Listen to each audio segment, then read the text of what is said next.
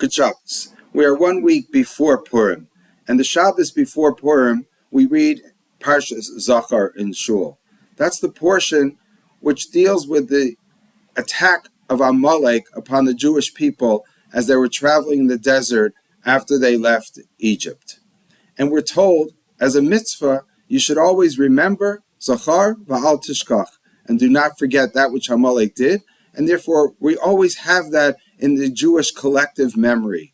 And of course, this is a theme which we have throughout Jewish history, because Purim is a time when Haman, who he's called Hagagi, he's called the Agagite, which was the king of Amalek, he also tried to wipe out the Jews. And we don't forget, we constantly remind ourselves every Purim about Haman, and we emphasize the need to destroy Haman and the enemies of the Jewish people. And of course, we also remember the Holocaust, and we proclaim never again. And now we have October 7th, and there are people who walk around with placards saying, Zachar, remember, v'al tishkach, we will not forget.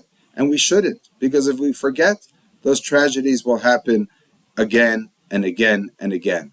But I think there's another message we can learn from the Megillah that directs the idea of remembering and not forgetting in a different direction. Let's look at the story of the Megillah. It starts off with the Jewish people seeming to live in a very peaceful Persia. And Esther is taken captive and made the queen, but it's not anything against the Jews. She's taken just like all of the other girls in the empire for a beauty pageant to be chosen, hopefully, as the queen of Achashverosh. But what's really interesting is that Mordechai instructs Esther not to reveal her Jewish identity. This is a question that always bothered me. Why? If anything, we see just the opposite happening. Right afterwards, Haman rises to a position of power, and Mordechai refuses to bow down, and he refuses to bow down as a Jew. So much so that Haman decides that because Mordechai is Jewish, he's going to wipe out the whole Jewish nation. So Mordechai seemed to stand for Jewish identity and for standing for his morality and what's right, even putting himself and, it seems, the Jewish people in danger of being wiped out. But yet he told Esther not to say who she is. So perhaps there's a message in the Megillah that before the rise of Haman, maybe the attitude was, you know what, don't let everyone know you're Jewish. Don't wear that kippah in public. Don't wear a chai or a Magen David. Go under the radar, because it's better to assimilate and to make sure that people don't know who you are and they won't attack you. Not necessarily to completely obliterate our Jewish heritage and tradition, but behind closed doors, maybe in your house, maybe with your family, maybe in shul, but out in the public, we have to hide our Jewish identity. And that's the way to survive. Maybe that's what Mordechai was telling Esther. Lay low. But then Haman rises to power. And perhaps a possible explanation is Mordechai saw, even before Haman wants to destroy the Jews, that Haman stood for everything that's wrong.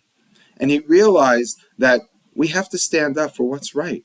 We have to stand up for morality. We have to stand up for the ethics. We have to stand up for what the Torah teaches us. We have to stand up for our Jewish tradition and our principles. We can't just lie low and always be beneath the radar to avoid any attention on us. And therefore he says, no, lo yichrav lo yishtachav, I will not bow down. I will not bend my knee to Haman. And I'll put my life in danger.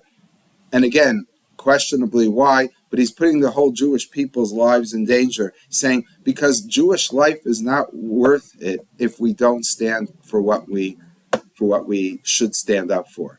And therefore, then he turns around and he tells Esther, you can't lie low anymore. You have to reveal who you are. And Esther is immediately taken aback and frightened. She says, I might die. And Mordechai says, what are you here for, if not for that? Maybe that's why you now are where you are. Maybe that, he doesn't say God, but he's saying that's why God, he implies that's why God put you in that position. That's your purpose in life, to stand up for Jewish life, to stand up for Jewish identity, to say who you are. We no longer could be those passive people who are assimilating just into the background and making believe we don't exist and hoping that no one will notice us. And I think that's a message that we have to take home today. And after October 7th, it seems that it's a message that a lot of Jewish people have learned. Zachar v'al tishkach, remember who you are. V'al tishkach, do not forget what you stand for. Do not forget the fact that you're Jewish, that you have principles, that you have morals, you have what you stand for. We have a tradition. What we've given to the world is something that we consider special, and the world has to recognize that. And sometimes when we stand up for what we really believe in, it won't turn out as bad as you think. When Esther says she's Jewish, even though if you read the Megillah, she doesn't say she's Jewish, but it seems that she's associating with her Jewish brethren, and she associates with Mordechai, who is an outwardly very Jewish. She doesn't get killed. If anything, she's elevated to a position of power. And I think that's the message we have to learn, that sometimes we have to take risks and state who we are, be proud of who we are. And the world, hopefully, will recognize the fact that we have certain morals and we have certain principles. And those morals and principles have gotten us and the world to where we are today. And therefore, hopefully, we will come to a time where there will be peace, where we won't be attacked for being Jewish, but rather we could be proud of our Jewish heritage, our Jewish tradition, and our Jewish identity. Good Shabbos.